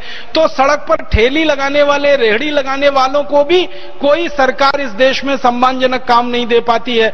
किसानों का हाल इतना खराब है, आपने परम पूजनीय स्वामी जी के मुख से सुना, मात्र 40% खेत को ही पानी मिल पाया है, 60% खेती बिना पानी के है। भगवान ने पानी दे दिया तो खेती हो जाएगी, बारिश समय पर हो गई तो खेती हो जाएगी, बारिश नहीं हुई तो खेती नहीं हो पाएगी। इतना बुरा हाल खेतों का है। बहुत दर्दनाक बात मैं आपसे कहना चाहता हूं कि भारत की 60% खेती पानी के बिना है, भगवान के भरोसे है, प्रकृति के भरोसे है। अगर बारिश हो जाए तो ठीक है, नहीं बारिश हो पाए तो गांव से लोग उजड़ना शुरू हो जाते हैं। और सरकार के आंकड़े हैं कि हर 1 मिनट में 30 गांव के लोग गांव छोड़कर शहर भाग जाते हैं। वो झुग्गी झोंपड़ियों की जनसंख्या बढ़ाते हैं, फिर झुग्गी झोंपड़ियां बसना शुरू हो जाती हैं, क्योंकि गांव में बारिश नहीं हुई ठीक से, खेत में कुछ पैदा होगा नहीं, रोटी तो खानी है, पेट की आग तो बुझानी है, तो लोग शहर में जाते हैं, मुंबई में जाते हैं, धारावी में रहना शुरू करते हैं, बेंगलोर में जाते हैं, दिल्ली में जाते हैं, झोंपड़पट्टियों में रहना शुरू करते हैं। और बहुत दुख से कहना पड़ता है कि मुंबई, दिल्ली, मद्रास, हैदराबाद, सिकंदराबाद जैसे बड़े शहरों में 65% आबादी झुग्गी झोंपड़ियों में रहती है। और उन झुग्गी झोंपड़ियों में रहती है जहां 10 बाई 10 फीट की एक छोटी सी खोली होती है, उसमें 8-10 आदमी भेड़ बकरी की तरह से रहते हैं। कीचड़ होता है, नाली होती है, कुत्ते होते हैं, बदबूदार स्थिति होती है। मैं तो धारावी की झोंपड़पट्टियों में इतनी बार गया हूं, आप अगर जाएं तो नाक पर रूमाल रखे बिना 1 मिनट वहां खड़े नहीं हो सकते। आप कल्पना करिए कि लोग वहां सालों साल अपनी जिंदगी गुजार देते हैं, क्योंकि गांव से पूरी तरह से बेघर होकर, उजड़कर वो शहर में आए हैं, क्योंकि गांव में रोजगार की कोई व्यवस्था नहीं है, क्योंकि गांव में खेतों को पानी नहीं है, क्योंकि खेतों में कोई उत्पादन की स्थिति नहीं है, गांव में रोजगार का कोई साधन नहीं बन पाया, सरकार की नीतियां ऐसी नहीं है जो गांव में रोजगार का बढ़ावा कर सके। तो गांव उजड़ रहे हैं और शहरों में आकर झोंपड़पट्टियों की संख्याएं बढ़ रही हैं, रहने वाले लोगों की दुर्दशा वहां पर है। तो ऐसी नीतियां जब इस देश में चल रही हो और इतनी खराब हालत हो, तो क्यों नहीं क्रांति होनी चाहिए इस देश में? क्यों नहीं बगावत होनी चाहिए इस देश में? क्यों नहीं व्यवस्था बदलने की बात होनी चाहिए? क्यों नहीं कानून बदलने की बात होनी चाहिए? और सबसे बड़ी बात, महंगाई दिन दूनी रात चौगुनी महंगाई बढ़ रही है। आप सब माताएं बहन अपना घर चलाती हैं, घर का बजट बनाना कितना मुश्किल हो गया है। 1992 के पहले 5,000 रुपए महीने में घर चलता था, अब 10 से 15,000 रुपए महीने में घर चलना मुश्किल हो गया है। महंगाई भारत में चरम पर पहुंच रही है और सरकार के हाथ पर फूले हुए हैं। बड़े बड़े अर्थशास्त्री ये कह रहे हैं कि इस महंगाई पर लगाम लगाना हमारे बस में नहीं है, क्योंकि सरकार ने जो नीतियां बनाई हैं और जो कानून बनाए हैं वो महंगाई बढ़ाने वाले ही है, और महंगाई को घटाने वाली नीतियां इनके पास है नहीं, कानून है नहीं। महंगाई बढ़ी हुई है, गरीबी बढ़ी हुई है, बेकारी बढ़ी हुई है, मारामारी इस देश में बढ़ी हुई है, लोगों की दुर्दशा है, किसानों की दुर्दशा है, मजदूरों की दुर्दशा है। आखिर ऐसा क्या नहीं है इस देश में जो क्रांति करने के लिए फलीभूत हो नहीं सकता? मुझे लगता है कि रूस में, फ्रांस में, या फिर अमेरिका में, या तो जापान में, या तो चीन में जो क्रांतियां हुई, अगर वहां क्रांति होने के लिए 4-5 कारण थे, तो भारत में तो क्रांति होने के लिए 20 कारण हैं। इसलिए यहां भी क्रांति अब होगी और यहां भी व्यवस्था परिवर्तन का काम होगा, मुझे इस बात का संपूर्ण विश्वास है। और जिस देश में भी क्रांति हुई, कोई एक व्यक्ति ने विचार दिया, कोई एक व्यक्ति ने उस विचार के प्रयास के लिए संगठन बनाया, संगठन बनकर खड़ा हुआ और लोगों ने पूरी व्यवस्था को बदल दिया। हर एक देश में यह बात दिखाई देती है, अपने भारत में भी हमको यही दिखाई देता है। परम पूजनीय स्वामी रामदेव जी ने एक विचार हमको दिया कि 15 अगस्त 1947 को तो अंग्रेजों को भगाया, लेकिन अब अंग्रेजियत को भगाना बाकी है। 15 अगस्त 1947 को अंग्रेजों को भगाया, लेकिन अंग्रेजी भाषा को भगाना बाकी है। 15 अगस्त 1947 को ईस्ट इंडिया कंपनी कंपनी को भगाया, लेकिन अभी 5000 विदेशी कंपनियों को भगाना बाकी है। 15 अगस्त 1947 को एक अंग्रेजी कानून हटा इस देश में से, अभी 34,735 अंग्रेजी कानूनों को हटाना बाकी है। 15 अगस्त 1947 को अंग्रेज गए, लेकिन अंग्रेजी पुलिस अभी यहां है, अंग्रेजी न्याय व्यवस्था है, अंग्रेजी कानून व्यवस्था है, अंग्रेजी शिक्षा व्यवस्था है। यहां तो भारत में सब कुछ वही है जो अंग्रेजों का है, बस इतना ही है कि पहले गोरे अंग्रेजों के द्वारा वो चलता था, अब काले अंग्रेज चला रहे हैं। इसलिए भारत में आजादी की लड़ाई जो हुई है वो अधूरी है, उसको पूरा करने का काम हमें करना है। हमारे देश के क्रांतिवीर भगत सिंह, ऊधम सिंह, चंद्रशेखर, महात्मा गांधी, अशफाक उल्लाह, तात्या टोपे, झांसी की रानी लक्ष्मीबाई, नाना फडणवीस, ऐसे 7,32,000 से ज्यादा क्रांतिवीरों ने अंग्रेजों को भगाकर आजादी हमारे हाथ में दी है। अब हमें क्या करना है, उस आजादी की व्यवस्था को बदल के स्वदेशी और स्वतंत्र व्यवस्था बनाना है। ये काम हमें करना है। शहीदों ने एक काम किया, हमें उसके आगे का दूसरा काम करना है। हमारे देश में शहीद जितना करके गए उसके आगे का काम हम कर पाए, इसी के लिए भारत स्वाभिमान का अभियान है। ऐसा अभियान कभी 1975 में हमारे देश के एक महानायक जयप्रकाश नारायण ने शुरू किया था, लेकिन समय ने साथ नहीं दिया। समय से पहले उनकी मृत्यु हो गई, दोनों किडनियां उनकी फेल हो गई। उन्होंने व्यवस्था परिवर्तन का आंदोलन उठाया था, संपूर्ण क्रांति की बात उन्होंने की थी, और हर व्यवस्था परिवर्तन के आंदोलन में सत्ता परिवर्तन पहला चरण होता है। तो माननीय जेपी जी के नेतृत्व में व्यवस्था परिवर्तन का आंदोलन शुरू हुआ, एक कदम आगे बढ़ा, उन्होंने सत्ता बदल दी, और ऐसी सत्ता बदल दी जिसके बदलने की किसी को कल्पना नहीं थी। एक जमाने में कोई ये सोच नहीं सकता था भारत में कि श्रीमती इंदिरा गांधी की सरकार कभी गिर सकती है। माननीय जेपी जी के नेतृत्व में चले आंदोलन ने श्रीमती इंदिरा गांधी की सरकार को गिराया, सत्ता को बदल दिया। फिर आगे व्यवस्था बदलने का जो काम था वो अधूरा रह गया, क्योंकि जयप्रकाश जी समय से पहले चले गए, वो काम बिखर गया। मुझे ऐसा लगता है कि माननीय जेपी जी का अधूरा काम और 1947 में जो अधूरा काम छूट गया क्रांतिकारियों से, जो पूरा होना चाहिए था, भगवान ने वही काम हमारी झोली में डाला है, भारत स्वाभिमान की झोली में डाला है। भारत स्वाभिमान इस अधूरे काम को पूरा करेगा और इस काम में पूरी तरह से सफल होगा, ऐसा मेरा संपूर्ण विश्वास है। और इस विश्वास के होने का एक और कारण है कि जब भी कमान, जब भी नेतृत्व किसी ऐसे व्यक्ति के हाथ में होता है जो सन्यासी है, जब भी नेतृत्व किसी ऐसे व्यक्ति के हाथ में होता है जो निस्वार्थी है, जब भी नेतृत्व किसी ऐसे आदमी के हाथ में होता है जिसको सत्ता की आकांक्षा नहीं, जिसको सिंहासन की आकांक्षा नहीं, जिसको पद की आकांक्षा नहीं, ऐसे नेतृत्व के साथ होने वाला आंदोलन हमेशा सफल होता है। उसको असफल करने की ताकत दुनिया में किसी में कभी नहीं रही है। तो अपना भारत स्वाभिमान का आंदोलन भी ऐसा ही आंदोलन है। अपने को सत्ता नहीं चाहिए, अपने को संपत्ति नहीं चाहिए, अपने को पद नहीं चाहिए, अपने को प्रतिष्ठा नहीं चाहिए। अपने को सत्ता, संपत्ति, पद, प्रतिष्ठा कुछ नहीं चाहिए। अपने को तो एक और एक मात्र चाहिए कि भारत की गरीबी दूर हो, बेरोजगारी दूर हो, भुखमरी दूर हो, हमारा देश दुनिया में सबसे ज्यादा वैभवशाली बने, सबसे ज्यादा समृद्धशाली बने, सबसे ज्यादा संपत्तिशाली बने, दुनिया के चरम पर भारत पहुंचे। जो 18वीं शताब्दी का भारत सारी दुनिया में सिरमौर था, अर्थव्यवस्था में सबसे आगे, शिक्षा में सबसे आगे, तकनीक में सबसे आगे, विज्ञान में सबसे आगे। 18वीं शताब्दी का भारत अगर इतना ऊंचा हो सकता है तो 21वीं सदी का भारत तो और ऊंचा हो सकता है। सत्ता के, पद के, प्रतिष्ठा के लोभ और लालच के बिना सारे देश के लाखों लाखों क्रांतिवीर जो भारत स्वाभिमान में जुड़े हैं, सेनानी बने हैं, ये जब लग जाएंगे, अपने संकल्प को, अपनी जिजीविषा को चरम पर लेके जाएंगे, मन में आत्मविश्वास लेकर आगे बढ़ेंगे कि हम इसको कर देंगे और सफल हो ही जाएंगे। ऐसे आत्मविश्वास और ऐसे संकल्प शक्ति से अगर हम बढ़ेंगे तो भगवान भी हमारी ही मदद करेगा और भगवान हमको जरूर आशीर्वाद देगा। ऐसी शुभकामनाओं के साथ आप सभी का बहुत आभार, बहुत धन्यवाद।